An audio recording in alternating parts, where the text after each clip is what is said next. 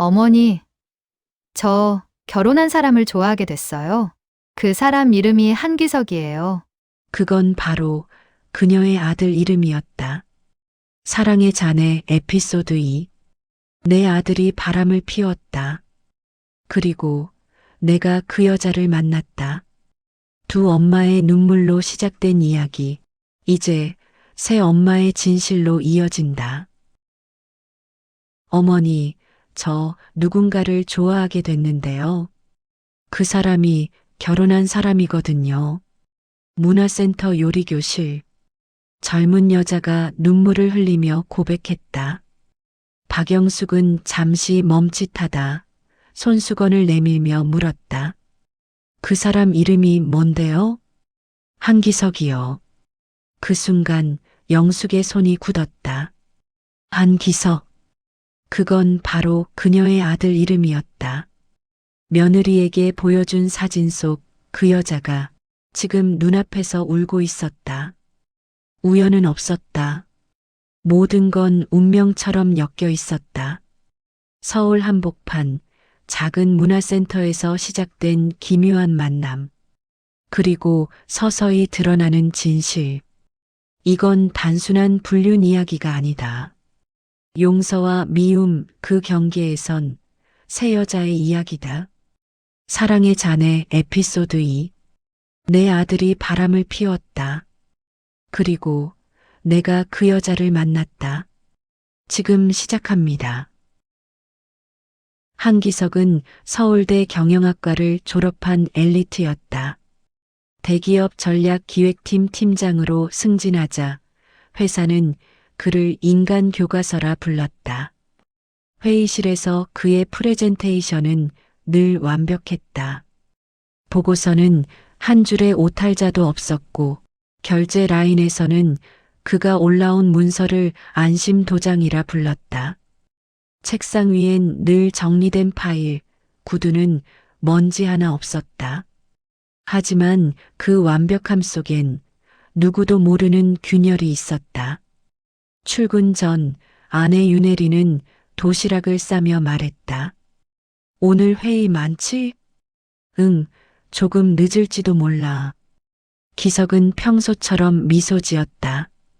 그 미소는 부드럽지만 어딘가 닿지 않았다. 현관문이 닫히는 순간 그의 표정은 달라졌다. 차 안에서 그는 조용히 휴대폰을 꺼냈다. 이수진 출판사 편집자, 몇 달 전 프로젝트로 처음 만난 여자였다. 오늘 점심, 어제 갔던 곳 어때요? 그는 짧게 미소 지으며 답장을 보냈다. 창밖엔 아침 햇살이 쏟아졌고 기석의 눈빛은 어딘가 멀었다. 회사 로비 엘리베이터 앞에서 두 명의 직원이 속삭였다. 팀장님 요즘 야근 많다던데 누구랑 같이 남는데? 글쎄, 근데 매번 같은 여직원이라던데. 기석은 그 뒤를 지나며 아무렇지 않게 고개를 숙였다. 그러나 엘리베이터 문이 닫히는 순간 그의 입꼬리가 살짝 올라갔다. 점심시간 그는 회의 대신 카페로 향했다. 수진이 먼저 와 있었다. 짙은 브라운 머리, 단정한 셔츠, 그리고 익숙한 미소. 그녀는 커피를 건네며 말했다. 오늘은 설탕 하나 덜 넣었어요. 너무 달면 피곤하잖아요. 기석은 웃으며 컵을 들었다. 그 한 모금에 하루의 피로가 모두 사라지는 듯 했다. 그 시각 집에서는 혜린이 세탁기를 돌리고 있었다.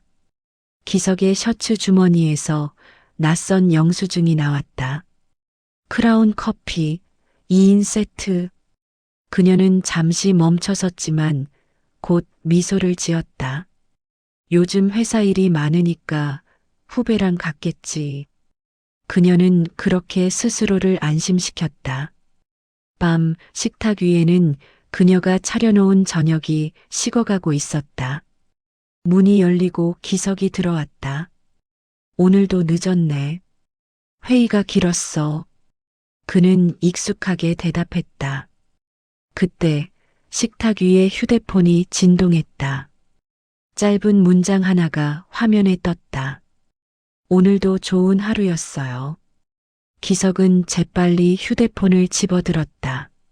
화장실 문이 닫히고 거울 앞에 선 그의 얼굴이 일그러졌다. 손끝이 떨렸지만 금세 표정이 평온하게 돌아왔다. 문이 열리자 다시 그 완벽한 남편의 얼굴이었다. 어디 아파? 아니, 괜찮아. 그는 밥을 한 숟가락 떠 입에 넣었다.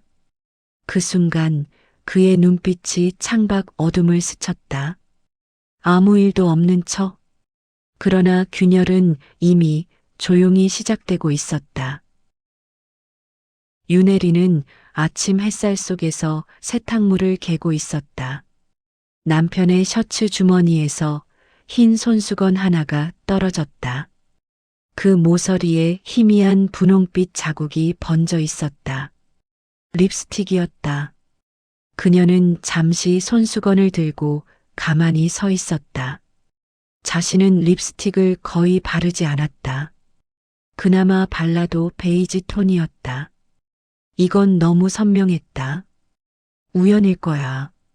그녀는 중얼거렸지만 마음 한켠이 이상하게 식어갔다. 그날 하루 혜리는 아무 일도 손에 잡히지 않았다. 컵을 닦다 떨어뜨리고 냄비 속 된장국은 끓어넘쳤다. 하지만 그녀의 머릿속엔 그 분홍빛만 맴돌았다. 밤이 되어도 잠이 오지 않았다. 결국 그녀는 다음 날 아침 남편의 동료 민재에게 전화를 걸었다. 요즘 우리 남편 출장 많아요? 민재는 잠시 머뭇거렸다. 아, 네, 요즘 좀 바쁘시죠. 그런데 뒤에서 웃음소리가 들렸다. 여자의 웃음이었다. 혜리는 숨이 막혔다. 지금 사무실이에요? 아, 네. 그럼 들어가세요. 민재는 급히 전화를 끊었다. 그 시각 한강변 레스토랑에서는 잔잔한 재즈가 흘러나오고 있었다. 한기석이 와인을 따르고 있었다. 맞은편엔 이수진이 앉아 있었다. 그녀는 긴 머리를 묶으며 미소를 지었다. 이 집 파스타 괜찮대요. 기석은 고개를 끄덕이며 그녀의 손등을 가볍게 잡았다. 유리창 밖으로 석양이 강물 위를 붉게 물들였다. 그 순간 기석의 얼굴에는 회사에서 볼 수 없던 표정이 떠올랐다. 조심스러운 행복, 들켜선 안 되는 표정. 식당 구석에서는 누군가 그 장면을 보고 있었다. 혜린의 대학 동기 민정이었다. 그녀는 친구들과 약속이 있어 들어왔다가 기석을 발견했다. 처음엔 반가워서 손을 들려다 맞은편 여자를 보고 멈췄다. 그건 윤혜린이 아니었다. 민정은 조용히 자리에 앉아 휴대폰을 꺼냈다. 카메라 셔터음이 없이 찰칵, 소리도 없이 사진 한 장이 찍혔다. 며칠 뒤 민정은 카페에서 혜린을 만났다. 손에 봉투 하나를 들고 있었다. 이거 너한테 보여줘야 할 것 같아서. 혜린은 천천히 봉투를 열었다. 안에는 사진 한 장.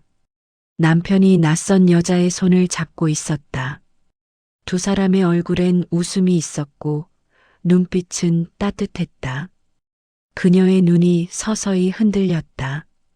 손끝이 사진 모서리를 꼭 눌렀다. 민정은 아무 말 없이 그녀의 손등을 감쌌다. 밤 시계는 11시를 넘기고 있었다. 거실은 조용했고 식탁 위엔 그 사진이 놓여 있었다. 혜리는 소파에 앉아 있었다. 불도 켜지 않은 채 어둠 속에서 문만 바라봤다. 남편이 언제 들어오든 상관없었다. 이미 모든 대답은 사진 한 장 안에 있었다. 문이 열리고 불빛이 들어왔다. 그녀는 미동도 하지 않았다. 그리고 속으로 중얼거렸다. 이제 진짜로 알아야겠어. 자정이 넘어서야 현관문이 열렸다. 한기석이 넥타이를 느슨하게 풀며 들어왔다. 거실은 어둡고 식탁 위 스탠드 하나만 켜져 있었다. 조명 아래엔 윤혜린이 앉아 있었다. 그녀의 눈빛은 차가웠다. 기석은 웃으며 말을 꺼냈다. 늦었어. 미안. 회식이 좀 길었어. 그녀는 아무 대답이 없었다. 대신 손끝으로 식탁 위에 사진을 밀었다. 사진 속에는 자신과 이수진이 있었다. 기석의 시선이 멈췄다. 한강변 레스토랑, 마주 잡은 손, 웃는 얼굴. 숨이 막히는 듯 그의 어깨가 굳었다. 혜린아, 그건 설명 안 해도 돼. 그녀의 목소리는 낮고 단단했다. 사진이 다 말하고 있잖아. 기석은 입술을 달싹였지만 단 한마디도 나오지 않았다. 그의 시선은 사진에서 떨어지지 않았다. 테이블 위에 그림자조차 무거웠다. 혜리는 천천히 자리에서 일어났다. 물 한 잔을 따라 단숨에 마셨다. 그녀의 손이 살짝 떨렸다. 컵이 싱크대에 닿으며 쾅 소리를 냈다. 오늘은 자요. 그녀는 짧게 말하고 침실로 향했다.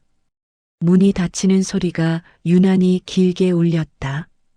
기석은 그 자리에 멈춰 섰다.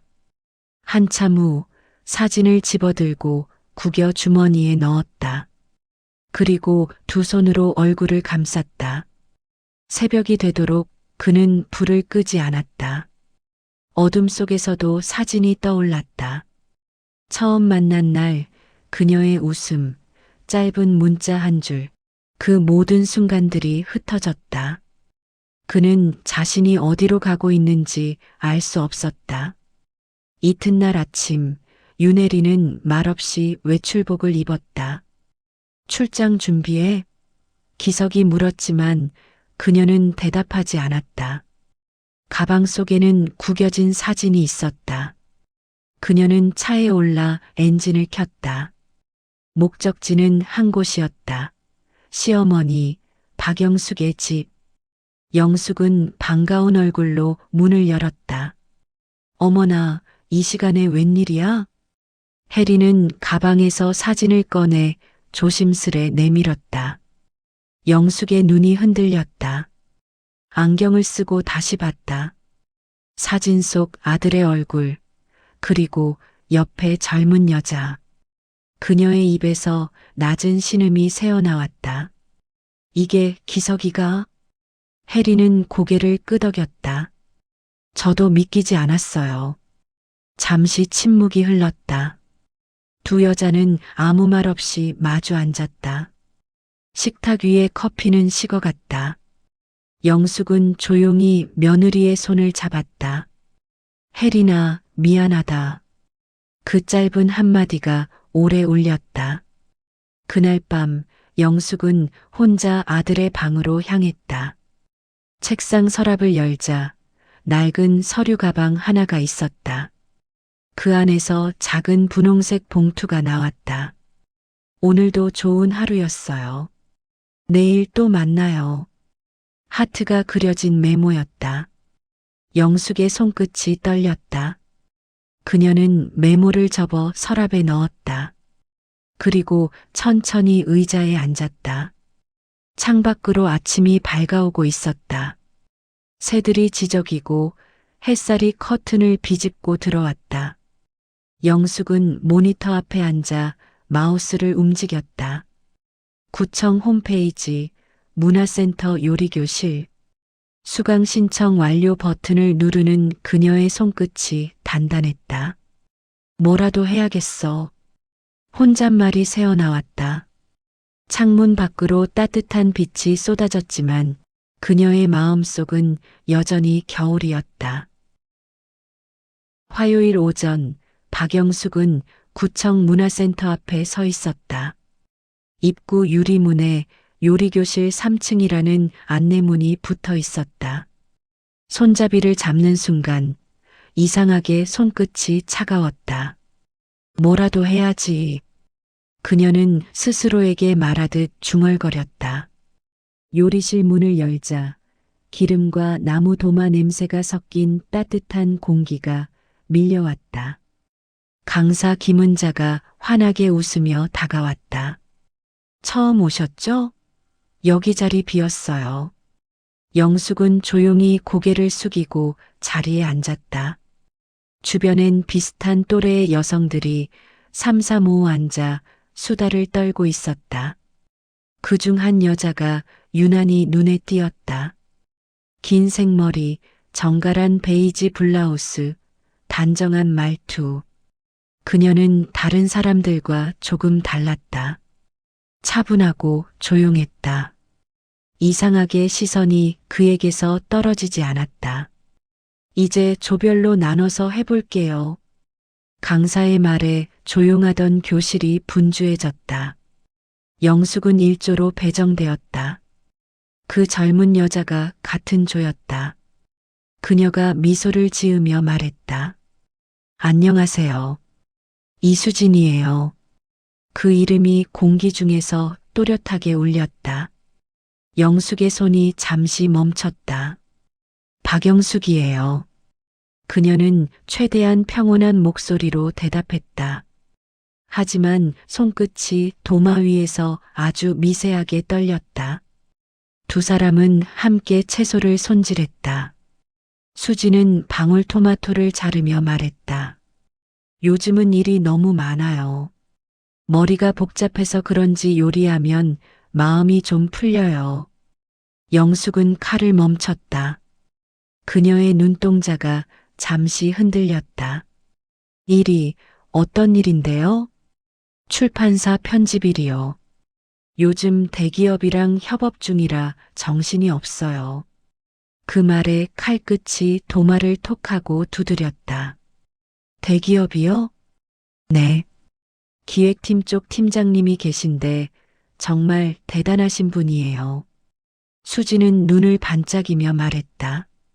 저보다 훨씬 어른스럽고 일도 완벽하고요. 영숙은 대답하지 않았다. 대신 양상추를 뜯는 손끝에 힘이 들어갔다. 수업이 끝날 무렵 강사가 박수를 쳤다. 1조, 샐러드 예쁘게 만드셨어요. 사람들이 웃었다. 수진도 환하게 웃었다. 그 웃음이 눈부시게 평화로웠다. 그러나 그 평화가 영숙의 마음을 더 뒤흔들었다. 짐을 챙기던 수진이 명찰을 목에 걸었다. 그 순간 영숙의 시선이 거기에 멈췄다. 하은그룹 전략기획팀 협력사, 편집자 이수진. 그 문구가 눈앞에서 또렷하게 흔들렸다. 아들의 회사 이름이었다. 수진은 아무렇지 않게 말했다. 저희 프로젝트 정말 커요. 담당 팀장님이 진짜 멋지세요. 영숙은 숨이 막히는 것 같았다. 그녀는 억지로 웃었다. 그렇겠죠. 요즘 젊은 사람들은 다들 열심히 하니까. 수지는 가볍게 손을 흔들며 나갔다. 영숙은 한동안 그 자리에서 움직이지 못했다. 앞에 놓인 도마 위엔 토마토즙이 번져 있었다. 그 붉은 자국이 이상하게도 피처럼 보였다.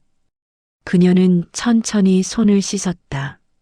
물줄기가 손끝을 흘러내리며 떨림을 따라 내려갔다.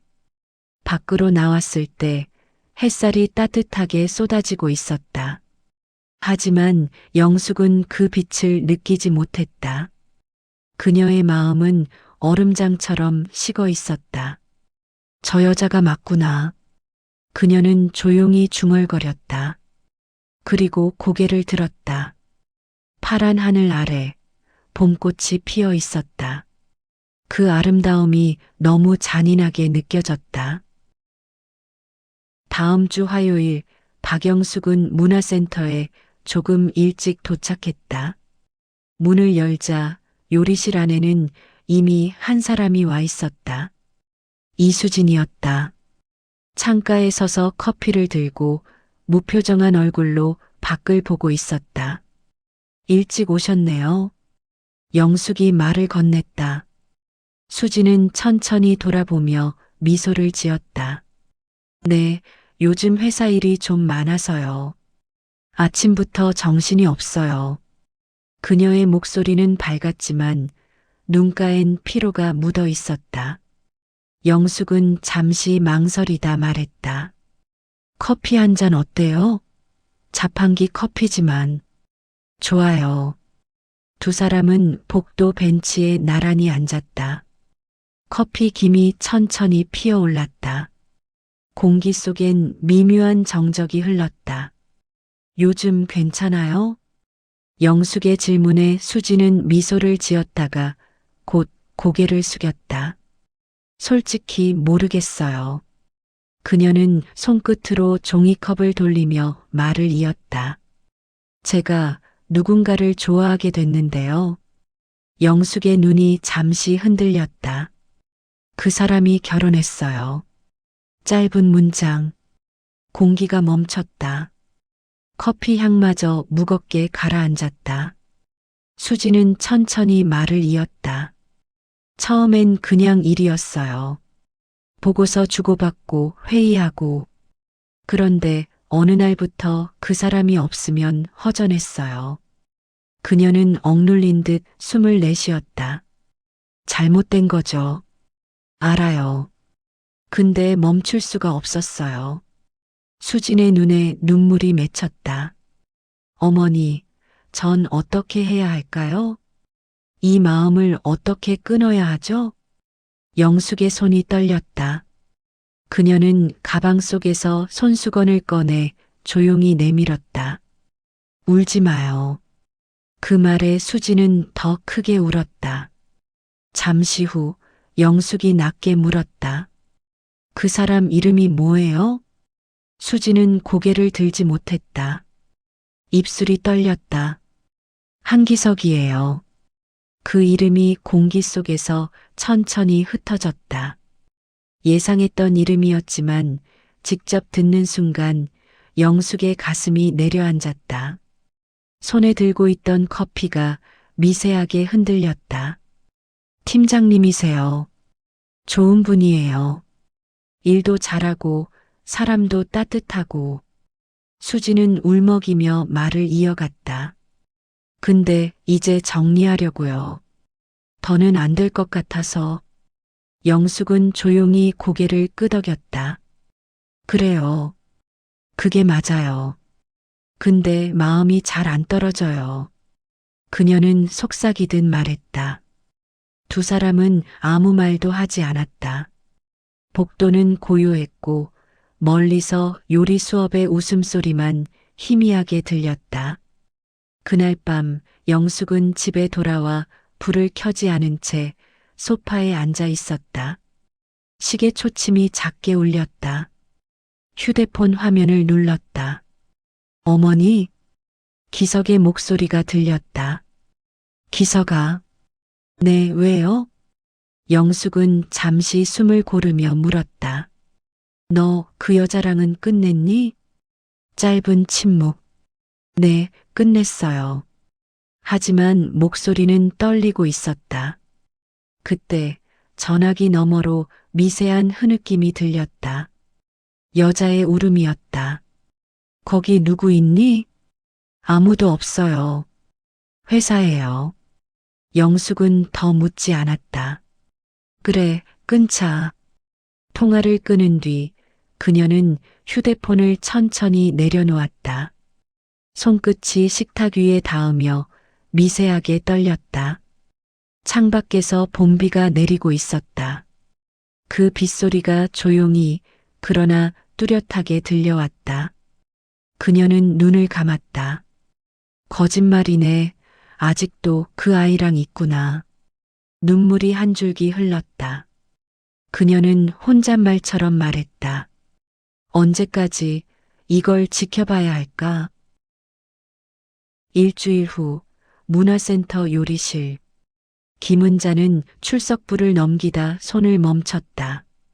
이수진, 이름 위에 빨간 줄이 그어져 있었다. 그녀의 이름은 이제 명단에서 사라진 것이나 다름없었다. 영숙 씨, 오늘도 오셨네요. 네. 박영숙은 평소보다 조금 늦게 들어왔다.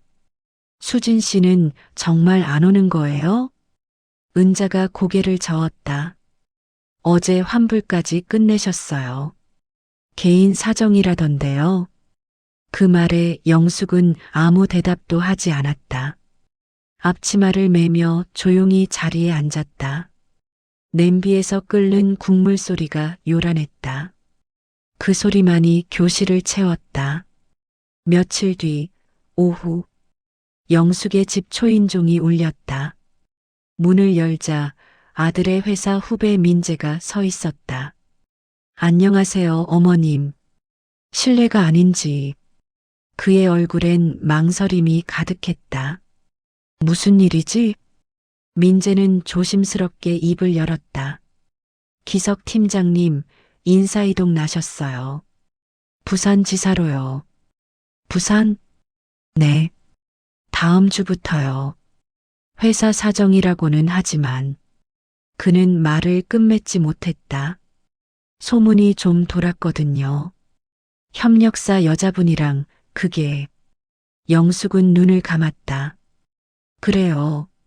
알겠어요. 민재는 죄책감이 묻은 얼굴로 자리에서 일어났다. 문이 닫히고 집안은 다시 조용해졌다. 영숙은 소파에 앉아 천천히 숨을 내쉬었다. 아들의 잘못이 이제 세상 밖으로 흘러나오고 있었다. 그녀는 그 사실이 부끄러웠다. 그리고 안쓰러웠다. 이제 숨길 수도 되돌릴 수도 없겠구나. 그날 저녁 문이 열리고 한기석이 들어왔다. 술 냄새가 진하게 풍겼다. 어머니. 그는 비틀거리며 신발을 벗었다. 영숙이 다가가 부축했다. 부산 간다며? 네. 혜린이한테는 말했니? 아직이요. 그럴 줄 알았다. 영숙은 짧게 한숨을 내쉬었다. 그때 초인종이 또 울렸다. 문 앞에는 윤혜린이 서 있었다. 어머니, 기석 씨 여기 있죠? 거실로 들어온 혜린의 시선이 식탁 위로 향했다. 그곳에는 문화센터 수강증과 작은 명찰이 놓여 있었다. 이수진, 혜성출판사. 그녀는 천천히 그것을 집어들었다. 이게 뭐예요? 영숙이 대답했다. 그 여자야. 문화센터에서 만났어. 혜린의 눈이 흔들렸다. 어머니가 직접요? 우연이었어. 같은 조였지. 영숙은 담담히 말했다. 그 여자, 내 남편 이야기하더라. 끝내려 한다고. 미안하다고. 혜리는 명찰을 바라보다가 조용히 내려놓았다. 기석은 고개를 들지 못했다. 술에 젖은 손이 허공을 더듬었다. 회사에서도 다 알게 됐어. 인사이동까지 났다더라. 영숙의 목소리가 낮게 깔렸다. 이제는 숨길 것도 없어. 기석은 손으로 얼굴을 감쌌다. 숨소리가 거칠었다. 혜리는 자리에 앉아 있었다. 말 한마디 없이 눈만 창문을 향했다.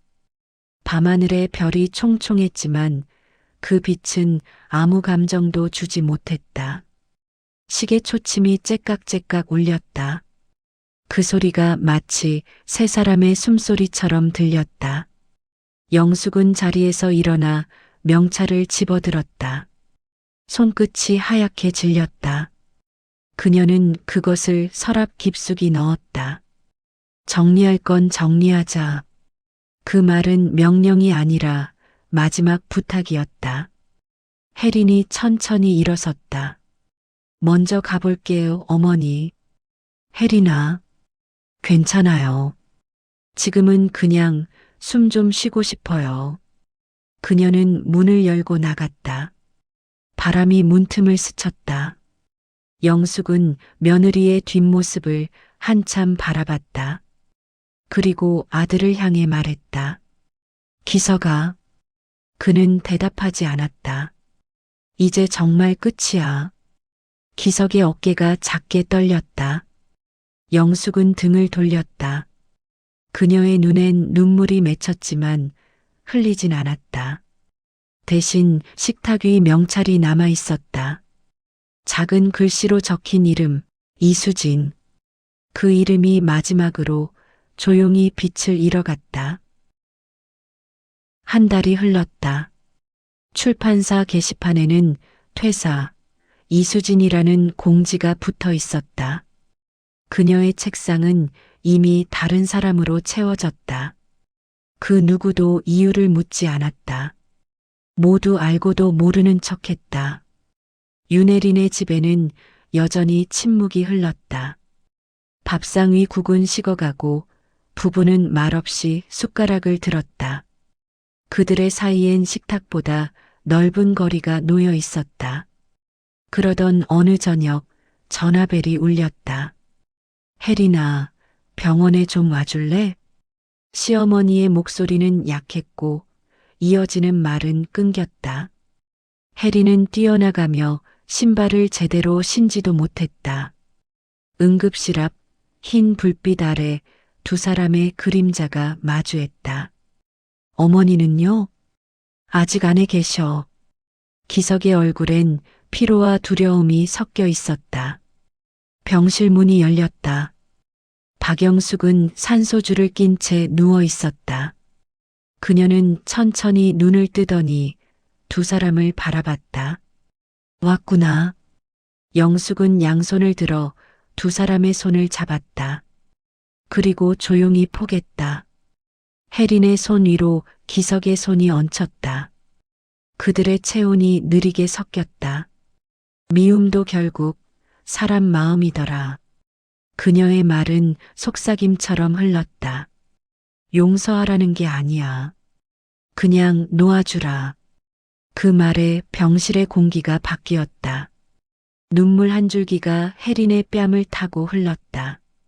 미워하면서 살기엔 인생이 너무 짧아. 영숙의 손이 천천히 떨어졌다. 그녀는 힘겹게 숨을 고르며 눈을 감았다. 복도로 나오는 길, 두 사람은 아무 말이 없었다. 엘리베이터 안 침묵만이 내렸다. 도착음이 울릴 때까지 둘 다 한 번도 시선을 주지 않았다. 당신, 부산은 언제 내려가요? 모레. 그래요. 문이 열렸다. 혜린이 먼저 걸어 나갔다. 기석이 뒤따랐다. 병원 밖은 빗방울이 떨어지고 있었다. 혜린은 우산을 꺼내려다 멈췄다. 그때 기석이 조용히 우산을 펼쳤다. 빗물이 우산천을 두드리는 소리가 났다. 두 사람은 아무 말 없이 걸었다. 길 위에 희미한 불빛이 비쳤다. 한쪽으로 기운 우산 아래 빗방울이 끝내 어깨를 적셨다. 그 작은 물줄기가 아직 남은 마음 같았다. 몇 주가 흘렀다. 구청 문화센터 3층 요리실에는 추억의 사진전이라는 현수막이 걸려 있었다. 벽에는 수강생들이 함께 만든 요리와 웃는 얼굴이 담긴 사진들이 빼곡히 붙어 있었다. 김은자 강사가 정리하던 손을 멈추고 말했다. 정말 다들 실력이 많이 늘었어요.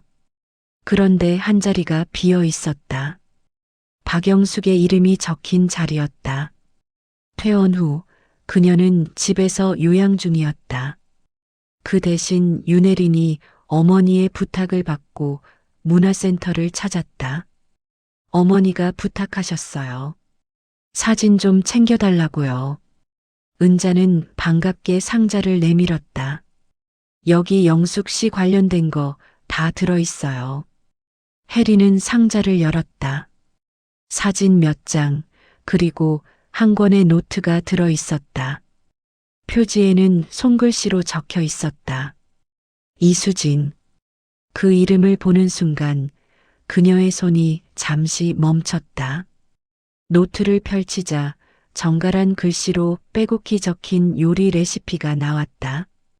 된장찌개, 불고기, 잡채, 샐러드. 그리고 마지막 장, 한 줄의 문장이 있었다. 감사합니다. 당신의 따뜻함 덕분에 많이 배웠어요. 해리는 한참 동안 그 문장을 바라봤다. 미움도 분노도 슬픔도 아닌 묘한 감정이 가슴을 스쳤다. 노트를 덮고 상자에 다시 넣었다. 감사합니다, 선생님. 영숙 씨한테 꼭 안부 전해주세요. 다 나으시면 다시 오시라고요. 해리는 고개를 끄덕였다. 그날 저녁 해리는 어머니의 집을 찾았다. 영숙은 창가에 앉아 따뜻한 차를 마시고 있었다. 어머니, 이거요. 혜린이 노트를 내밀었다. 영숙은 표지를 보고 잠시 말을 잃었다. 그 아이가 남긴 거구나. 노트를 펼치자 마지막 장에 글귀가 보였다. 영숙은 조용히 웃었다. 참 어린애 같았지. 만나보셨어요? 응. 우연히. 그래도 진심은 있었던 아이야. 그녀는 노트를 덮었다. 이제 정말 끝났구나. 해리는 고개를 끄덕였다. 두 사람은 말없이 차를 마셨다. 창밖으로 봄볕이 부드럽게 들어왔다. 밤이 되자 해리는 식탁 위에 사진 한 장을 올려놨다. 작년 명절, 세 사람이 함께 웃던 사진이었다. 그때는 몰랐다. 몇 달 후 그 미소가 이토록 멀어질 줄은. 그녀는 사진을 서랍에 넣고 불을 껐다. 잠시 후 전화가 울렸다. 잘 지내? 남편의 목소리였다. 응, 당신은? 괜찮아. 짧은 대화였지만 차갑지는 않았다. 며칠 뒤 한기석이 서울로 올라왔다. 해리는 오랜만에 식탁을 차렸다. 된장찌개와 불고기, 그리고 샐러드. 수진의 노트에 적힌 레시피 그대로였다. 오랜만이네, 이런 밥상. 기석이 조용히 말했다. 해리는 와인을 따르며 대답했다. 오늘은 그냥 이렇게 하고 싶었어요. 잔을 채우고 두 사람은 마주 앉았다. 유리잔이 부딪히는 소리가 작게 울렸다. 혜린이 미소 지었다. 진짜 웃음은 아니었지만 억지도 아니었다. 기석도 따라 웃었다. 그 미소 사이로 오래된 그림자가 조금씩 거쳐갔다. 창밖에는 봄비가 조용히 내리고 있었다. 혜리는 자리에서 일어나 창문을 열었다. 차가운 바람과 빗소리가 한꺼번에 밀려들었다. 그녀는 손끝으로 떨어지는 빗방울을 받았다. 기석은 그 뒷모습을 바라봤다. 혜린아. 응. 미안해. 그녀는 대답하지 않았다. 다만 손바닥 위로 흐르는 빗물이 따뜻하게 느껴졌다. 그 온기가 아주 천천히 가슴속으로 스며들었다. 그녀는 눈을 감고 속삭였다. 괜찮아요. 이제 진짜 괜찮아요. 식탁 위의 와인잔이 빛을 머금은 채 흔들렸다. 그 빛은 두 사람의 얼굴에 조용히 번졌다. 그리고 그 순간 봄비는 멈췄다. 모든 것이 고요했다. 그 고요 속에서 진짜 용서가 시작되고 있었다. 봄비가 내리는 저녁, 윤혜리는 창가에 서서 빗속을 바라봤다. 남편 한기석은 그녀의 뒷모습을 보며 낮게 말했다. 미안해. 혜리는 대답하지 않았다. 그저 빗소리에 귀를 기울였다. 용서는 아직 오지 않았다. 아마 영원히 오지 않을지도 모른다. 하지만 미움을 놓는 것, 그것만으로도 충분했다. 박영숙의 목소리가 떠올랐다. 미움도 결국 사람 마음이더라. 사랑의 잔해 위에 남은 건 상처뿐이었지만 시간은 그 상처마저 천천히 씻어내고 있었다. 완벽한 남자도 완벽한 용서도 없었다. 그저 각자의 속도로, 각자의 방식으로 다시 살아가는 것뿐이었다. 이야기가 마음에 닿았다면 좋아요와 구독으로 다음 반전을 함께 해주세요. 극적 반전, 오늘도 당신의 마음에 남는 이야기. 사랑의 잔해 에피소드 2. 내 아들이 바람을 피웠다. 그리고 내가 그 여자를 만났다. 이야기를 들어주셔서 감사합니다.